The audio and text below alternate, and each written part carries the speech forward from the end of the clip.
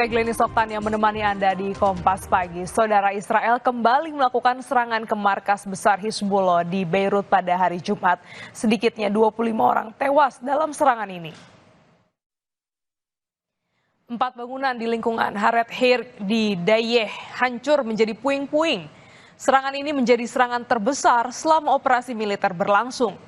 Serangan ini terjadi tak lama setelah Perdana Menteri Israel Benjamin Netanyahu berpidato di PBB bersumpah bahwa kampanye Israel melawan Hizbullah akan terus berlanjut.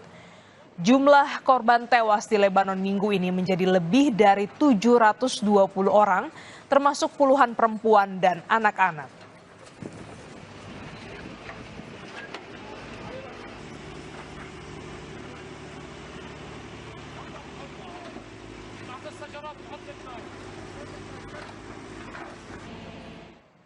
Tank dan kendaraan lapis baja tentara Israel mulai dikerahkan ke perbatasan Israel-Lebanon pada hari Jumat.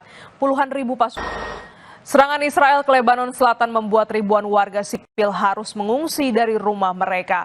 Sekolah dan juga tempat lainnya ini diubah menjadi tempat pengungsian dan para pengungsi dapat suplai makanan dari dapur-dapur sukarelawan.